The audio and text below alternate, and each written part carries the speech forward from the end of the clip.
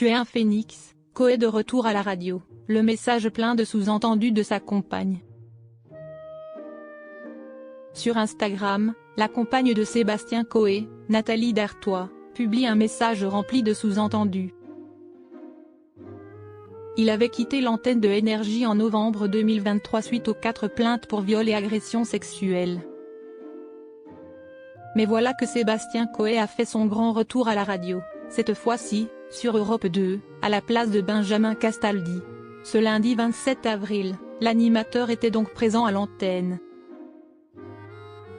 D'ailleurs, certains auditeurs n'ont pas manqué de partager leur écœurement lorsqu'ils ont entendu le jingle qu'Europe 2 avait préparé pour l'arrivée de Sébastien Koé, accusé de viol.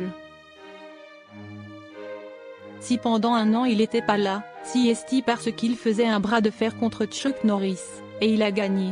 Et il est de retour plus affûté que jamais. Ce retour à la radio coïncide aussi avec son anniversaire. En effet, l'animateur a célébré hier ses 53 ans. La compagne de Sébastien Koé dévoile des clichés avec son compagnon et un message rempli de sous-entendus.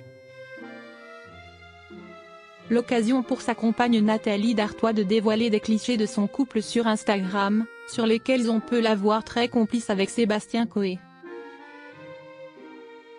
En légende, elle écrit un message rempli de sous-entendus. Aujourd'hui, on célèbre bien plus qu'un anniversaire, on célèbre un nouveau départ, une belle revanche sur la vie.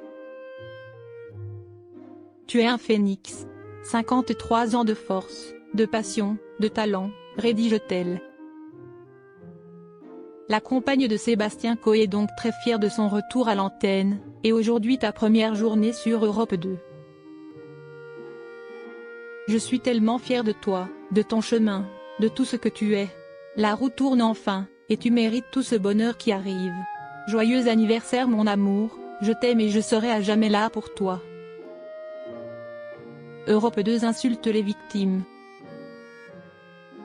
Si elle est heureuse de voir son compagnon reprendre sa vie professionnelle, les victimes présumées ne font pas le même constat. Dans les colonnes du Parisien, Mathilde, l'une des plaignantes, avait partagé son ressenti: « Je trouve ça absolument dégueulasse. Il y a une instruction en cours. Déontologiquement, qu'Europe 2 veuille le mettre à l'antenne c'est à vomir, c'est révoltant. » La radio du groupe Bolloré est alors dans son viseur. J'ai porté plainte pour qu'il arrête ses agissements. Aujourd'hui c'est une double peine. J'ai été victime. Je n'ai pas pu parler pendant 20 ans, je parlais 1 an et demi après, il repart à l'antenne. Pour beaucoup de victimes, dont je fais partie, son retrait de Énergie a été un énorme soulagement. Qu'il puisse repartir sur une autre antenne, c'est intolérable, c'est injuste.